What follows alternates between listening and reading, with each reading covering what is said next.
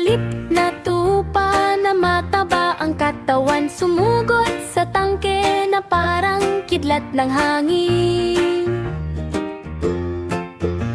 Yumanig ang burol sa lakas ng sigaw, habang alikabok ay umaabot sa ulap.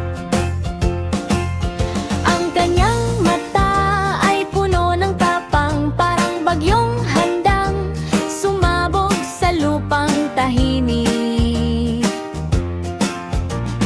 Boom! Ang headbutt sa hangin ay sumabog, ang tangke ay umikot na parang laruan lang. Nagsaya ang nayon sa tagumpay na iyon, ang tupa ang bayani ng araw na iyon.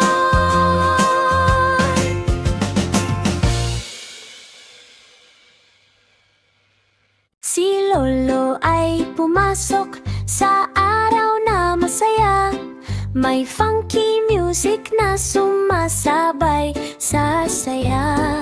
Dumating ang gorilya na handang sumayaw sa gubat na puno ng ilaw at sigaw.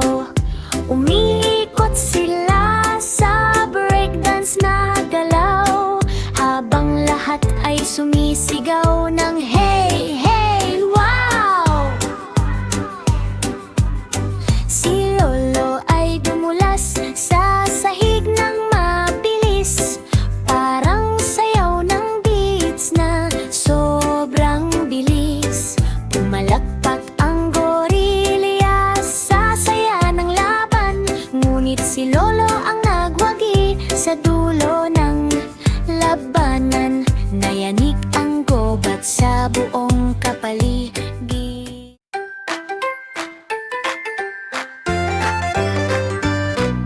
Isang maliit na tupa na may malambot na balahibo, nakasuot ng jacket na parang leader ng mundo. Mga makina ng motor ay umuunggal sa daan, sa makukulay na kalsada. Araw at gabi, ang kanyang mata ay puno ng tapang at sigla, habang mga motor ay nakaayos sa linya. Dito tayo, ang kanyang utos na malakas, habang usok at ang apoy ay sumasabay sa galaw. Sumunod hanggang sa bawat kanyang utos, habang kalsada ay naging ligaw na palabas. Ang tupa, ang boss ng walang pagdududa. Isang batang penguin sa selda na kulay abo, naghahanap ng labasan sa takot at kaba. Kumikislap ang ilaw ng mga bantay sa paligid, habang malamig na pasilyo ay umaaling-alungaw. Maliit na paa ay nagsimulang kumalaw, tumula siya ng mabilis sa lihim na daan. Sa mga lagusan at tubo siya ay tumakas, habang alarma ay tumunog sa buong kulungan. Tinawag siya ng kalayaan sa malayo, habang tumatawa siya sa yelong hangin. Ang pagtakas ay natapos sa araw na iyon.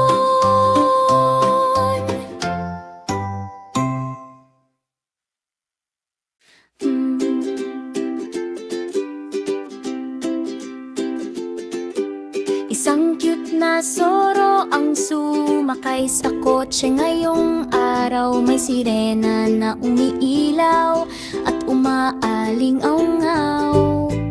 Ang makukulay na kalsada ay mabilis na nadaanan, habang gulong ay umiikot sa ligaw na takbo. Ang kanyang mata ay puno ng tusong galaw, habang lungsod ay naging kanyang laruan. Ang ilaw ay asul na kumikislap sa paligid, habang joyride ay tuloy ng walang hinto. Ang mga pulis ay nakatingin na nagulat, at ang Zorro ay nawala kanilang sigaw. Ang masayang biyahe ay nagtapos sa saya.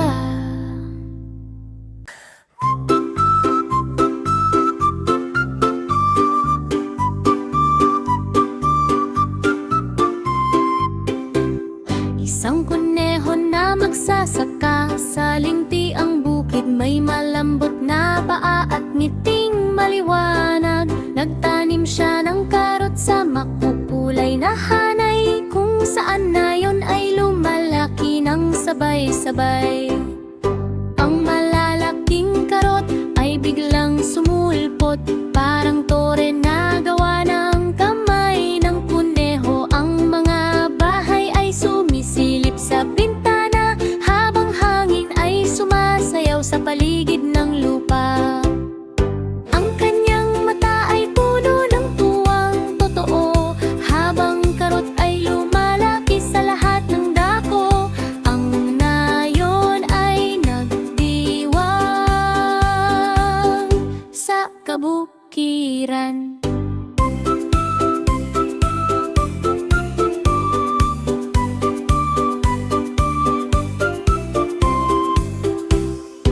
Ising neho na magsasaka sa lunti ang bukid, may malambot na paa at ngiting maliwanag.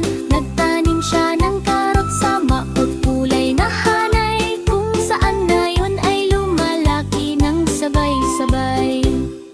Ang malalaking karot ay biglang sumulpot, parang tore na gawa ng kamay ng kuneho. Ang mga bahay ay sumisilip sa bintana, habang hangin ay sumasayaw sa paligid ng lupa. Ang kanyang mata ay puno ng tuwang totoo, habang karot ay lumalaki sa lahat ng dako. Ang nayon ay nagdiwang sa kabukiran.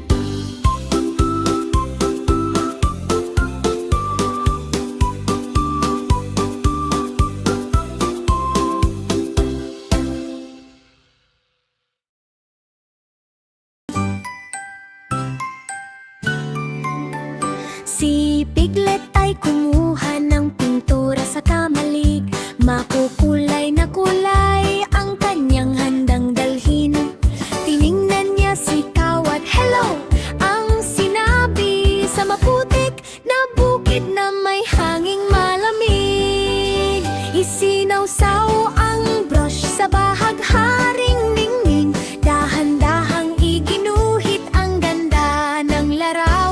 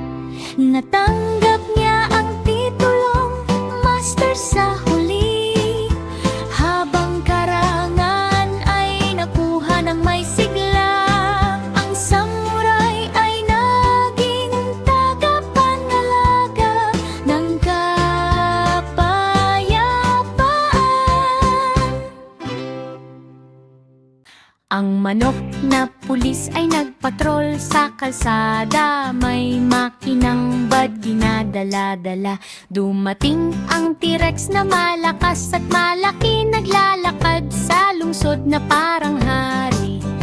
Huminto ka dyan, sigaw ng manok na maliit, ngunit puno ng tapang at tindig na matibay. Sinubukang tumakbo ng dambuhalang dinosauro, ngunit nadulas sa mga itlog na nakakalat sa kanto. Nagdiwang ang mga tao sa tagumpay ng batas. Bumalik ang kapayapaan sa dulo ng oras.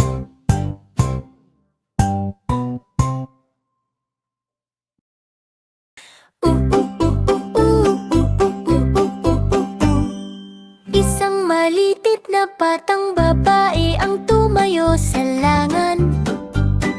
Hawak ang lubid ng buong lakas at tapang. 10 elepante ang humila ng sabay-sabay. Yumanig ang lupa sa lakas nilang taglay.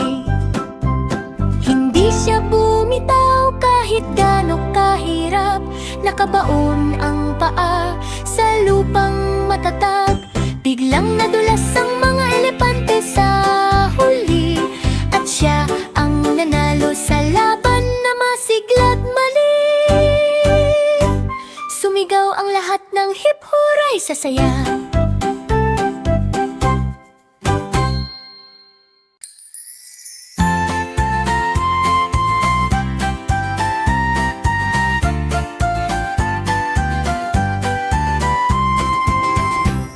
Isang asno ang naglakad sa kalsada ng nayon. May hakbang na maayos at ritmo ng buhay. Bitbit ang basket ng kalabasa na bilog sa makukulay na bahay na nasa paligid. Ang kanyang mata ay kumikislap sa tuwa, habang mga bata ay kumakaway sa kalsada.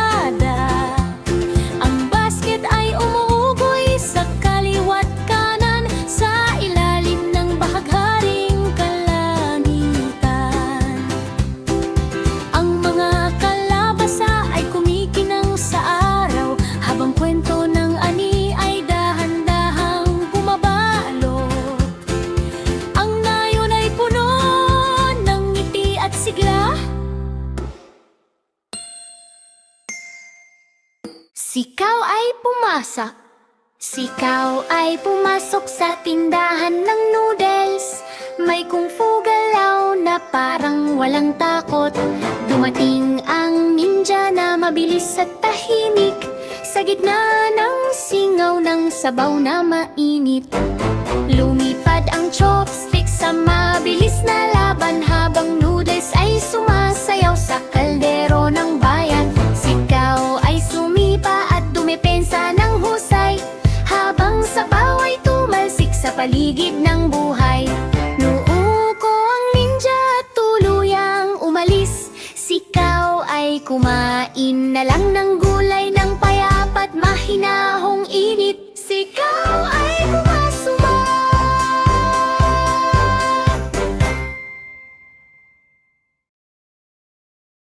Tam tam tam, tam tam tam, tam tam tam tam tam.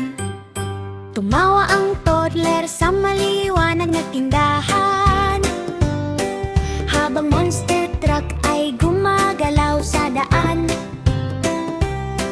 Sa loob ng toy store, ito'y naglakbay.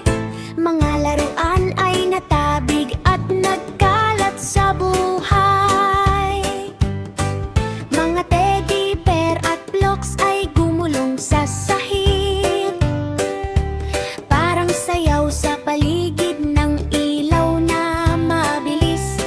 Nag-flash ang ilaw sa masayang